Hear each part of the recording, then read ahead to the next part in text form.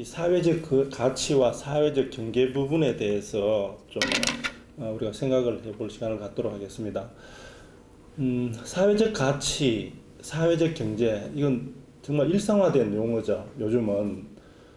그런데 이 용어 자체가 우리에게 주는 어떤 의미는 많이 좀 곱씹어 봐야 되는 이제 그런 내용들입니다. 그래서 이제 그런 부분에 대해서 지금 좀 살펴보도록 하겠습니다. 사회적 가치의 등장 배경은 진짜 한마디로 사회 위기가 지금 현재 우리 앞에 도래했다는 부분들입니다. 그리고 사회적 경제 활동의 토대와 구조가 변화되고 있다고 하는 측면인데, 바로 우리가 사회 위기를 얘기할 때 사회적 양극화가 심화되고 있고 기후 위기가 이제 현실화되었습니다. 그리고 저출산 고령화 위기도 이제 현실화되었고, 이 문제뿐만 아니라 지금 우리 앞에 놓여 있는 문제들은 훨씬 더 많습니다. 그런데 이런 문제들을 해결하는데 기존의 방법으로는 문제와 위기에 대응하는 능력의 한계에 우리가 지금 도달해 있는 상황입니다. 또 그뿐만 아니라 주로 이제 60년대, 80년대 우리가 경제 성장을 할 때에, 이때는 이제 경제적 양이나 어떤 그런 그런 부분으로 평가를 했었는데, 그런데 우리가 87년 유월 환경 이후에 이 경제적으로 환원될 수 없는 이 가치, 이런 가치들이 우리 사회에 등장하기 시작합니다. 그래서 민주주의 확대라든지 인권 문제라든지 참여 민주주의라든지 이 기후 변화에 대응하는 환경 문제, 그리고 문화적 욕구, 이런 부분들에 대해서 우리가 이제 기존의 어떤 양적 측정으로는 이것이 측정이 참 어려운 부분들, 그렇지만 우리에게 정성적 평가라는 측면에서 봤을 때 우리 시대에 꼭 필요하고, 우리가 이런 어떤 용어들을 통해서 우리가 어떤 우리 사회에 어떤 일어나는 이런 문제들에 우리가 접근하고, 그리고 또 해결의 주체로서 나서고, 또 그럼으로써 우리의 이제 행복도를 높이는 이런 부분들이 분명하기 때문에, 이런 우리가 이제 사회적 가치라는 걸 생각해 볼 수 있습니다. 우리가 이 사회적 가치라는 부분들은 이 유엔이 정한 이 지속 가능 발전 목표, 그러니까 SDGs라는 측면에서 보면은 이게 이제 개인의 인간다운 삶을 보장한다. 그리고 사회적 관계에서의 배제 금지와 존중, 그리고 미래 세대를 위한 지속 가능 공동체 사회를 지향한다고 하는 측면에서 우리가 사회적 가치를 생각해 볼 수 있습니다. 역대 정부들, 이제 노무현 정부부터 이렇게 이제 사회적 가치 실현 노력을 정리를 해 보니까, 노무현 정부는 이제 국정 비전을 참여정부, 참여민주주의, 국가균형발전, 동반성장했고, 국정 원리를 원칙과 신뢰, 공정과 번영이죠, 번영. 그리고 또 투명, 공정과 투명, 그리고 대화와 타협, 그리고 분권과 자율, 그런 것 같습니다. 이명박 정부는 선진화를 통한 세계 인류 국가, 저탄소 성장이라는 부분에 있어서 이 녹색 성장을 얘기하면서 4대 강을 만들었죠. 예. 그리고 이제 국정 원리는 창조적 실용주의, 이 당시에 뭐 그런 부분에 있어가지고 이제 상당히 논란이 좀 많았었는데 그랬죠. 그리고 박근혜 정부 때는 희망의 새 시대, 국정 비전이 그랬고, 국정 원리가 창조 경제, 경제 민주화, 그리고 맞춤형 고용복지, 창의 교육. 그때 뭐 창조 경제가 뭐냐, 뭐 이런 논란을 이제 논란이 많았는데, 근데 논란하다가 거의 다 보낸 것 같고요. 문재인 정부는 국민이 주인인 정부 실현, 혁신적인 포용국가, 이렇게 하면서 사회적 가치를 실현하는 부분들, 참여와 협력, 신뢰받는 정부, 이렇게 해서 이 역대 정부가 이 사회적 가치 실현에 대한 이 정책적 이제 과제들을 하였습니다.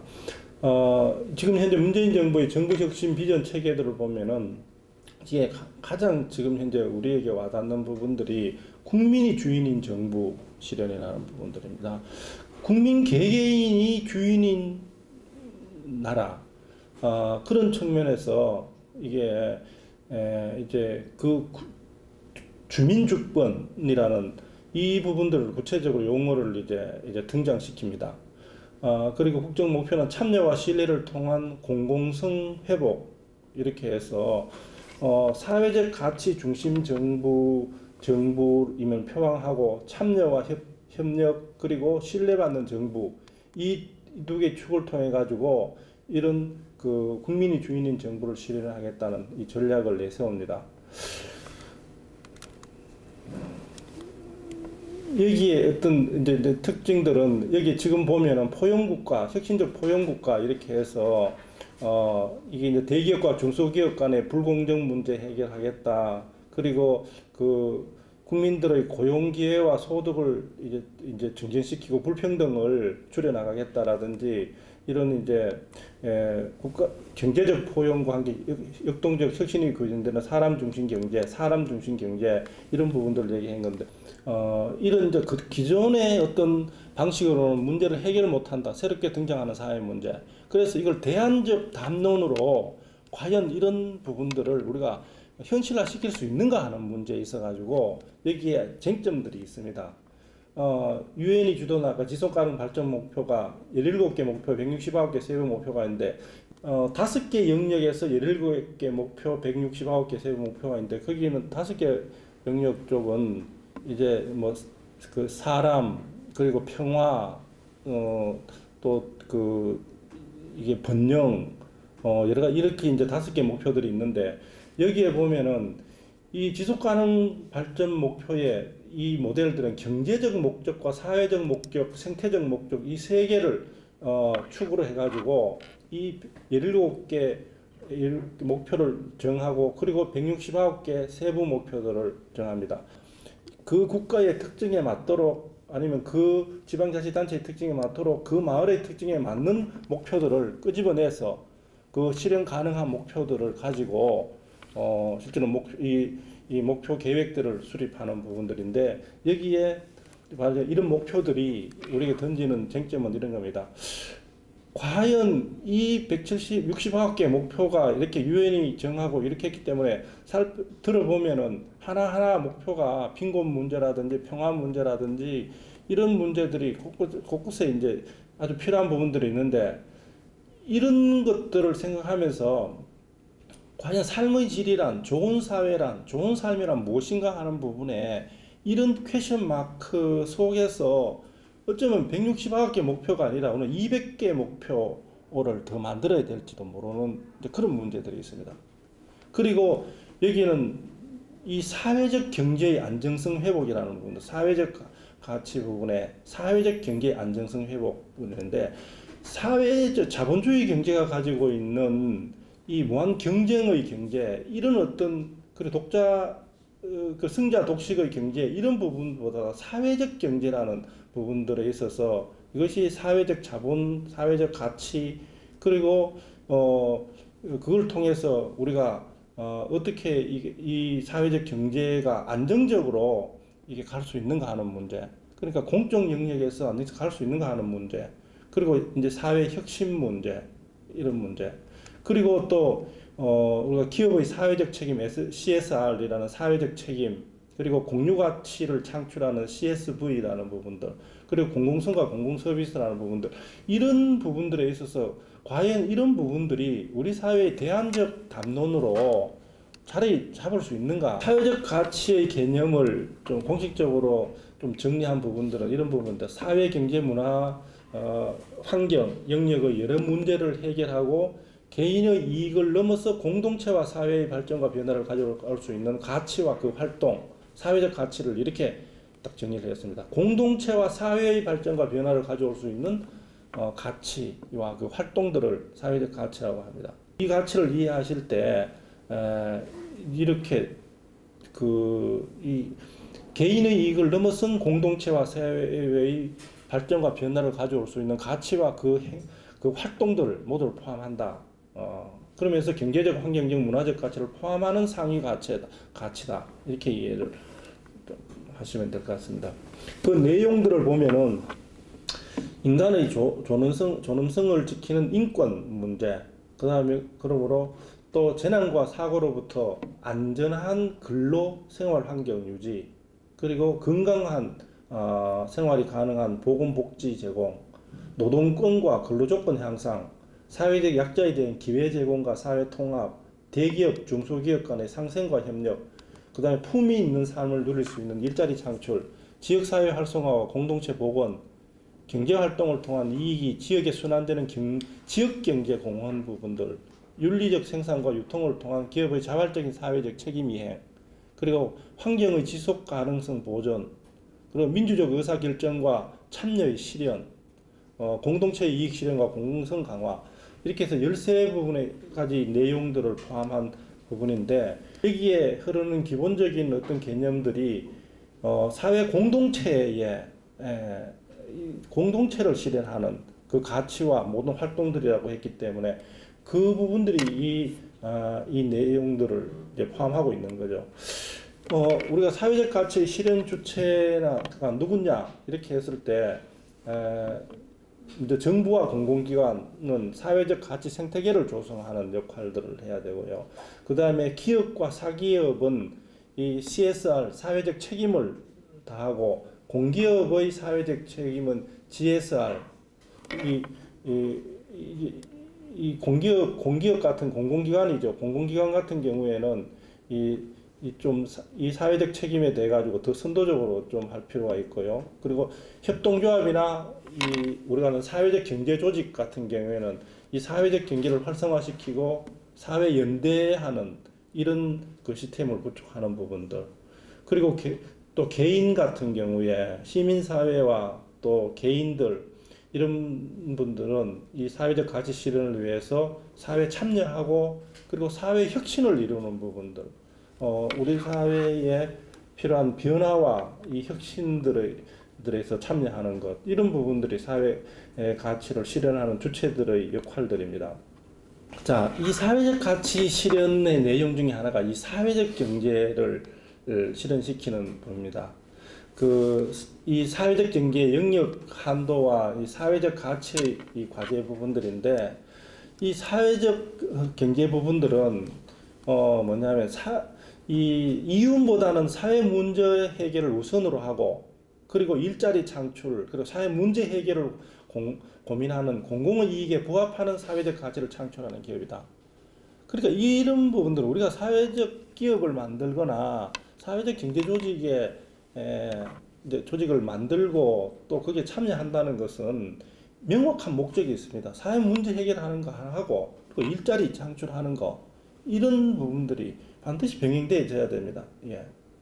그리고 또 이 사회적 기업 협동조합 부분들도 함께 소유하고 민주적으로 운영하는 원리, 협동조합의 원리.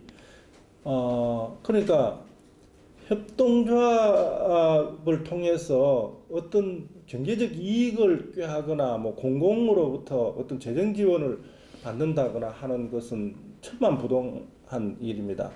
이 부분들은 협동조합이야말로 일반 시민들의 자발적 이런 조직이기 때문에 이 조직을 통해 가지고 이것은 이 협동조합을 통해 가지고 우리가 새로운 이 대안적 경제 모델로서의 이 협동조합이 필요하다고 생각하는 사람들이 모여서 조합원이 되고, 그래서 거기서는 만약 이익을 얻는다면은 분배를 같이 하는 이런 어떤 것도 같이 나눌 수가 있습니다. 그리고 마을 기업 같은 경우에는 지역 문제를 잘 아는 마을 주민들이 주체가 돼서 이 지역의 마을 문제나 사회적 경제 체계를 만들고 또 사회적 가치를 실현하는 기업. 그래서 이 마을의 자원을 통해서 마을 문제를 해결한다는 점, 마을 기업의 가치라는 부분들. 그리고 자활기업이라는 것은 2인 이상의 생활수급자 또는 저소득층이 상호 협력해서 여러 가지 자발 사업을 운영하는 기업의 형태로서 이게 일자리 창출과 사회 서비스 제공, 취약계층의 일자리 창출과 사회 서비스 제공.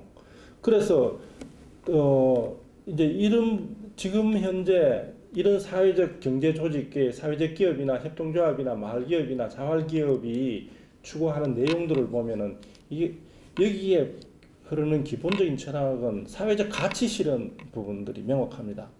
이러한 어떤 영역에 우리가 사회적 경제 영역에 있어서 이런 부분들을 항상 좀 주목해서 볼 필요가 있고 이걸 적극적으로 우리가 이걸 좀 성장 발전시키는데 함께 좀 관심을 가져야 되지 않는가 생각이 듭니다.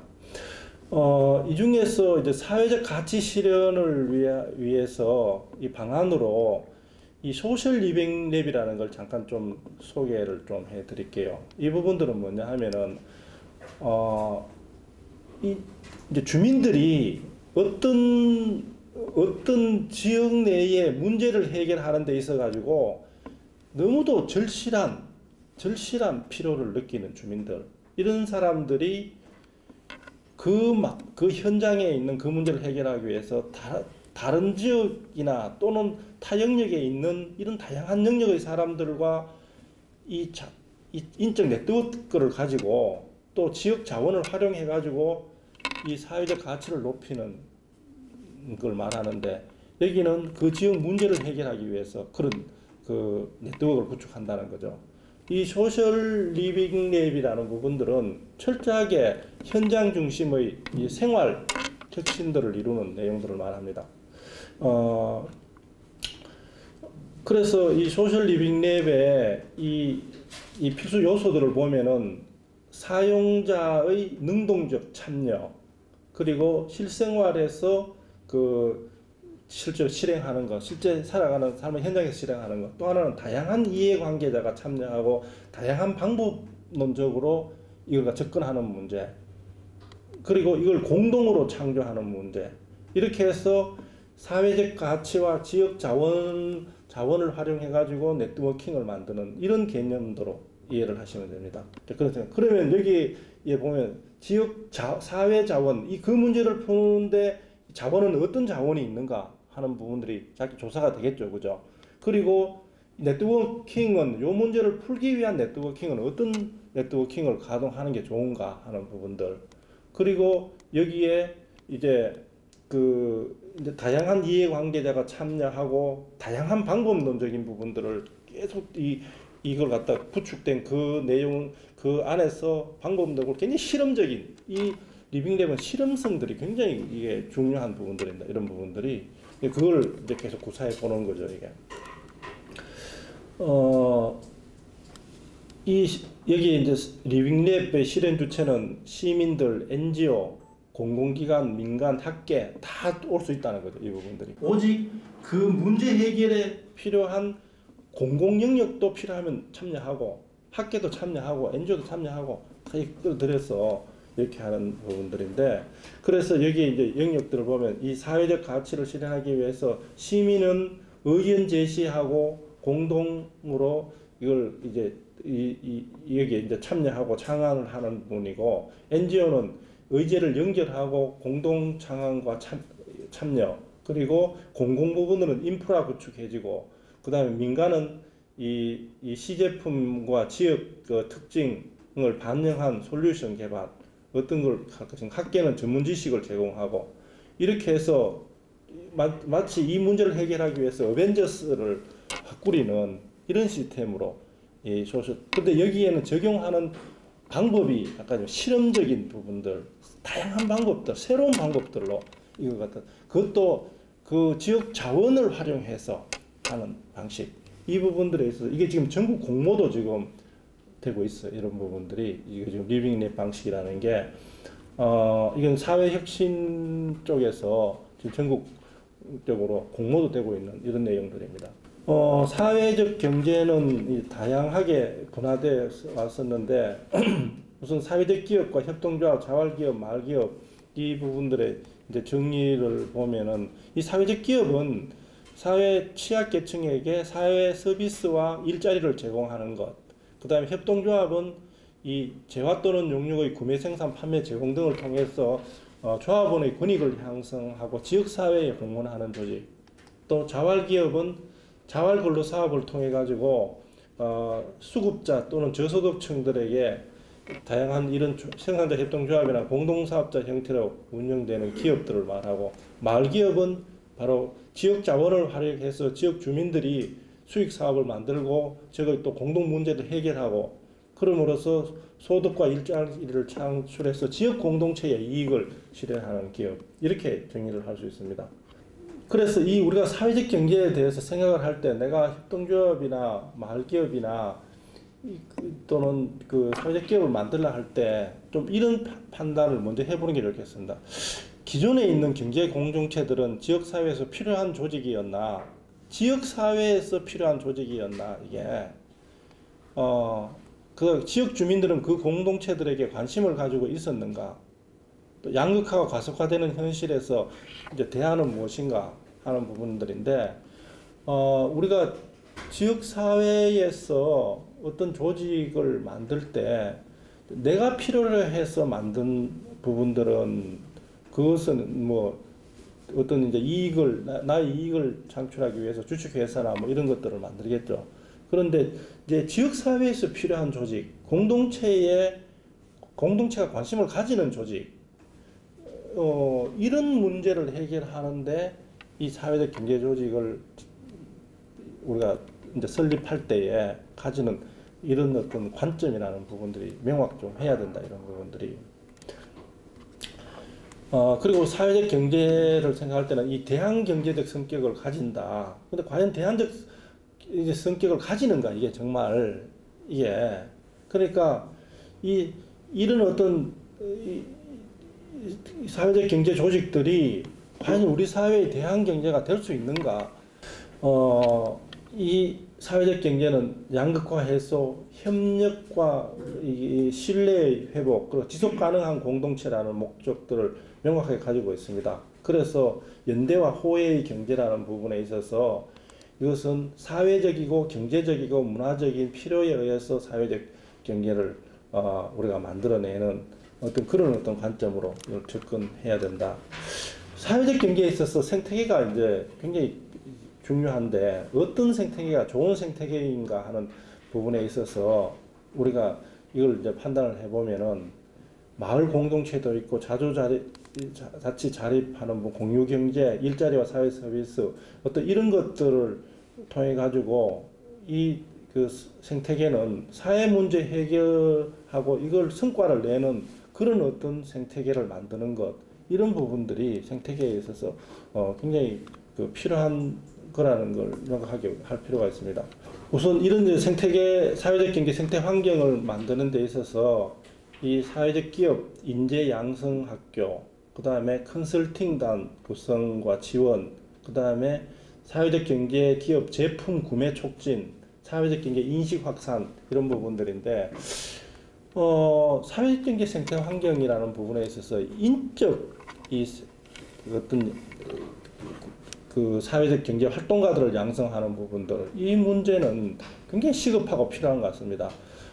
왜냐하면 사회적 경제를 운동을 아니면 사회적 경제를 통해서 내가 이런 어떤 사회적 가치 실현과 그리고 일자리 창출에 내가 기여를 해보겠다. 그것이 지금 우리 시대에 필요한 일이라고 이렇게 판단하는 사람들, 이런 사람들이 사회적 경제에 투신을 할 수 있는 여건들을 만들어야 됩니다.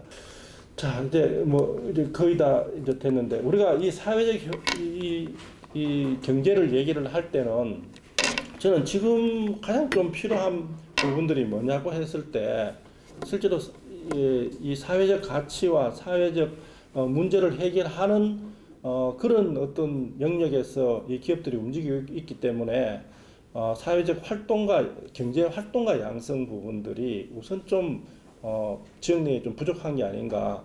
그러므로 인해서 이 사회적 경제가 실제로 어떤 문제에 부딪혔을 때, 경제 활동을 하다가 문제에 부딪혔을 때 거기에 대해서 이걸 평가하고 다시 이걸 재조정하는 어떤 힘들, 이런 힘들을 가지는 게 지역 사회에서 각 부문마다 이렇게 영역마다 이렇게 계속 쌓여야 되는데 그런 부분들이 쌓이지 않음으로 인해 가지고 참 이게 사회 경제가 벽에 부딪히고 다 어렵다, 못한다, 힘든다 하는 이런 데 머물러 있는 한계에 있어서 하루빨리 좀 사회 경제 활동가들이 이런 취지와 목적을 가지고 여기에 뛰어드는 게 우선 좀 적극적으로 필요한 것이 아닌가 지금 현 단계에도 저는 그렇게 좀 분석을 해봅니다. 예, 마치도록 하겠습니다.